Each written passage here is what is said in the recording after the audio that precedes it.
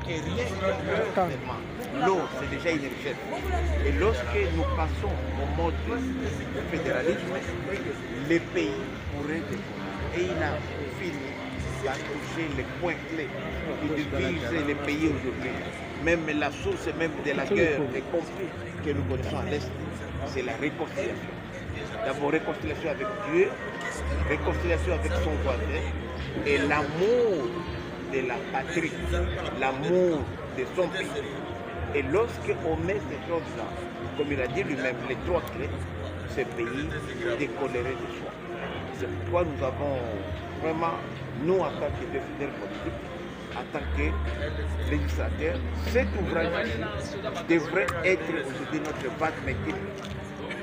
Et c'est comme ça que dans les pays, lorsqu'il y a des crises, ce sont les scientifiques, ce sont les savants qui mettent à la disposition des politiques et de tels ouvrages pour que nous puissions nous inspirer.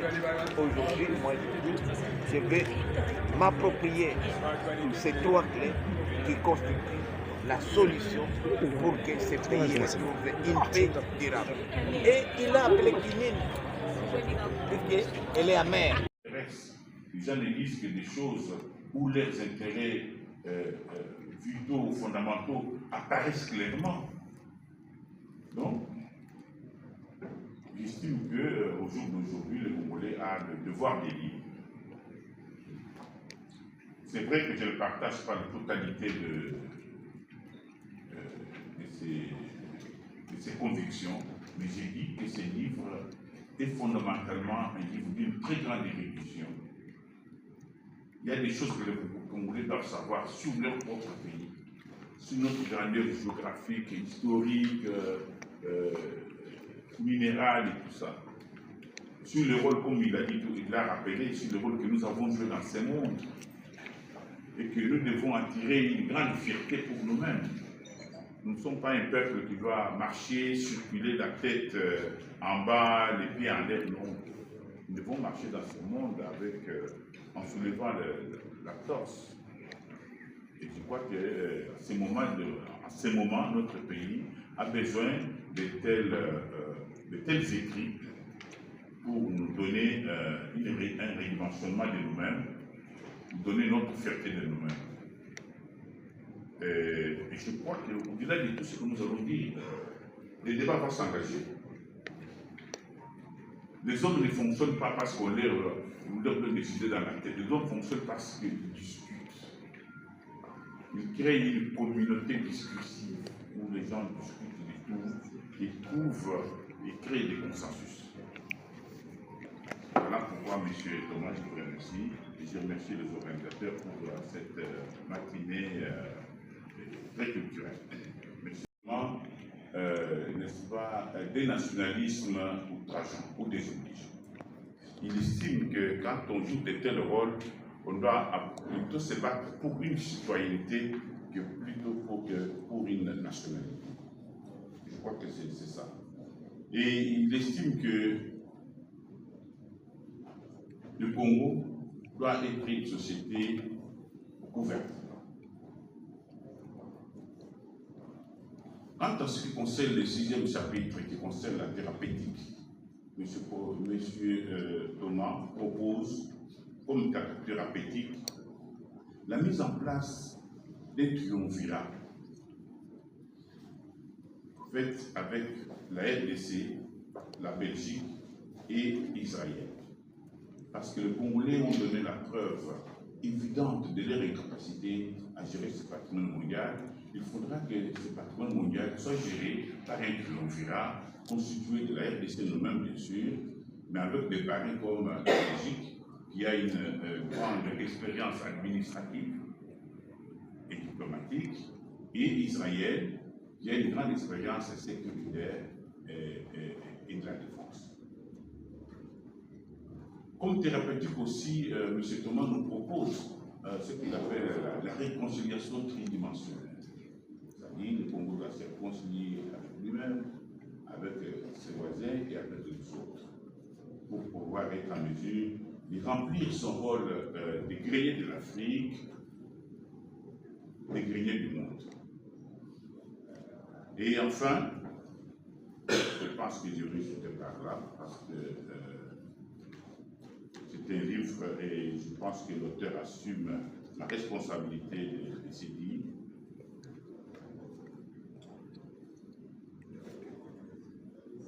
Si M. Thomas nous propose le triumvirat, nous pose la constitution tridimensionnelle, c'est parce qu'il estime que le Congo au jour d'aujourd'hui ressemble à un immeuble en destruction. Il n'a plus rien, il n'y a pas de chambre, il n'y a pas d'électricité, il faut des forces plus grandes que nous ne pouvons pas mobiliser parce que le Congolais s'est toujours montré un peuple qui manque d'amour pour son pays. Je pense que le thème qui vient par lui, toute notre histoire récente, c'est une histoire d'un peuple qui n'a même pas d'amour pour son pays, qui n'a pas de patriotisme. Donc, on ne doit pas s'attendre à ce que ces peuples-là puissent se réconcilier. Écoute, nationale, elle a 86 ans. Elle a commencé à rester avec nous. Vous pouvez vous asseoir. Parmi elles, il y a une qui s'appelle Maman Lucie, qui a rêvé aussi. Il ne faut pas négliger les rêves. Elle est venue nous dire le rêve lors de la prière. Elle dit que papa, je viens de voir un rêve où il y a quelqu'un de splendide qui tenait un livre. Alors tout le monde s'est précipité, voulait avoir ce livre. Mais il a dit non, non, ce livre est réservé à M. Luigi. Et dans le rêve, elle a couru jusque chez moi. Et elle m'a dit, papa, on vous attend pour vous remettre un livre. Et le rêve s'est terminé quand je voulais partir. Donc, elle nous a dit ça au cours de la réunion. N'est-ce pas, maman? Vous êtes là? Ok? Voilà, ce livre ici n'est pas mon livre. C'est un livre qui vient de la part du Seigneur. C'est lui qui m'a inspiré. Et quand je regarde 1989, 7 février. Aujourd'hui, nous sommes 2025, 11 avril. Ça fait 36 ans. Et je ne veux pas vous épargner, je vais parler dans cette considération. Je vous salue, vous tous. Je salue Monseigneur Ounda, qui, finalement, je lui ai dit, tu représentes mon père. Parce que mon père a prophétisé sur lui. C'est lui qui me l'a dit, ce n'est pas moi. C'est lui qui me l'a dit que papa a prophétisé. Il vient de le répéter dans le bureau directeur. Monseigneur Ounda, vous pouvez être debout. Chamba et le professeur Kabongo ont pris le recteur à l'université et même le modérateur, ils sont en train de dire tout ce qui est dans le livre. Donc, je n'ai pas grand-chose à dire dans ce livre qui a 6 chapitres. Mais je vais quand même ajouter, d'après ce que j'ai entendu chez eux, la maladie de la RDC, c'est le manque d'amour de la nation. Et ce virus, c'est l'homme.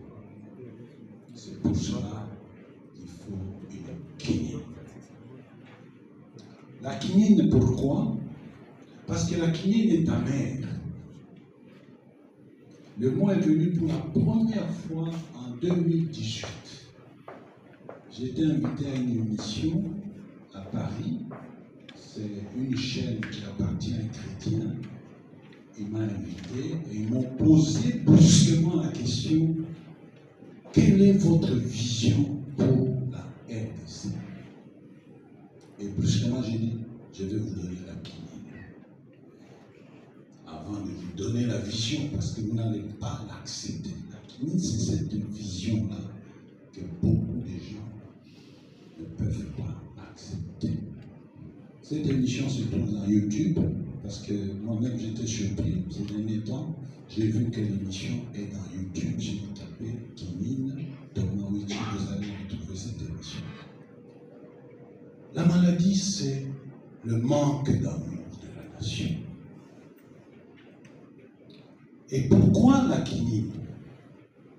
La quinine a 3 rôles dans mon entendement. Il faut d'abord démystifier la sémantique. Cette sémantique qui a retardé l'Afrique. Le nationalisme, les néocolonialismes, les souverainismes, et tout ce que vous pouvez imaginer. Le panafricanisme, qu'à un certain moment, vous allez voir que ce sont des notions utopiques. Donc, il faut exorciser d'abord ça. Parce que si vous n'exorcisez ça, pas ça, la quinine ne va pas être à la. Deuxième rôle que nous avons dans la quinine, c'est exorciser le peuple congolais de ce manque d'amour de la nation. L'exorciser. Et troisième, lui faire connaître son pays. Parce qu'après tout, vous ne pouvez aimer que ce que vous aimez, vous connaissez. Et comme les Congolais ne connaissent pas très bien son pays, peut-être que les Congolais ne lisent pas beaucoup, il ne connaît pas bien les atouts de son pays, eh bien, il est prêt à dire Bonga et ses enfants. Il est prêt à dire Tokabola bien, parce qu'il ne connaît pas. C'est que les autres connaissent le Congo, les Africains connaissent le Congo, les Messézars qui ont prophétisé que l'Afrique a la forme d'un revolver dont la dictature se trouve au Congo. Beaucoup de gens connaissent bien le Congo. Le changement de mentalité. Notre pays a beaucoup de compétents dans le savoir-faire, dans le savoir-avoir. Mais quant au savoir-être, eh bien, c'est le plus grand problème de notre pays. Depuis l'indépendance, notre aîné, Papa, Cardinal Maloula, et d'autres ont interpellé les acteurs politiques. Oui, ils entendent et n'écoutent pas. Pour preuve, à la conférence nationale souveraine, ce qui a divisé Monseigneur Laurent Mosengo Passigna, qui soutenait ouvertement l'union sacrée de l'opposition radicale sur le plan politique, et qui était les chantres du changement, en commençant par notre aîné Étienne Tshisekedi Wamundumba. Ce qui a divisé Monseigneur Mosengo, c'est d'avoir demandé un code d'éthique.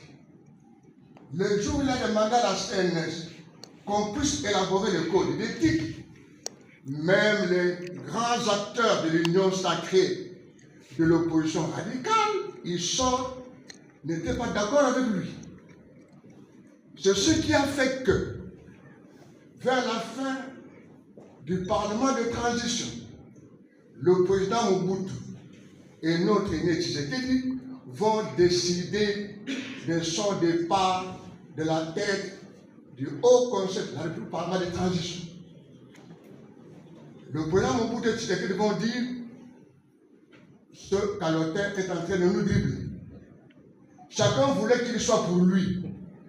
Il y avait un président coordonnateur, Monseigneur Mosengo, 2 vice-présidents, l'un représentant Mobutu, le président Mobutu, c'était notre aîné Boboliko, plutôt Angeline Bembe, et Boboliko représentait Tshisekedi. Alors on a chassé celui qui était à la tête. Il n'est revenu que le 11 mai 1997 pour tenter de sauver ce qu'il fallait sauver, mais le sort était déjà jeté. Le 17 mai, l'AFDEL est entré. C'est dire que notre frère congolais, confrère ambassadeur pour la paix, Wetitoma, est aussi ambassadeur pour les bonnes manières et le changement de mentalité. Nous tous qui sommes ici, nous voulons l'accompagner, nous devons prêcher dans nos lieux de prière, nos lieux de famille, nos lieux de travail, la conversion du mental. Notre problème, c'est le mental. Le Congo souffre du mental. Il prend des engagements avec beaucoup de chaleur, mais quant au respect, il en devient très froid. Toutes nos rébellions ont pour base le non-respect des engagements. Il faut un déclic mental. Nous pouvons changer les chefs d'État comme nous voudrons. Tant que le mental reste celui d'aujourd'hui, où le chef de l'État est employeur de sa famille, employeur de son parti politique, employeur de son terroir, nous n'allons pas évoluer. C'est pourquoi il faut accompagner ce livre, non seulement en le lisant, mais en le vulgarisant. Il est prévu des conférences, mais nous souhaiterions qu'il y ait beaucoup de conférences à l'école maternelle et primaire. C'est là qu'on peut changer le Congolais. Nous qui sommes ici, excusez-moi, le changement est difficile. Un arbre qui a grandi, si vous voulez le changer, il faut le couper. Alors si on coupe tout le monde, qui sera... Ça m'a surpris. Et jusque-là, ce sont des signes qui annonçaient que ce papa était un prophète. Amen. Oui,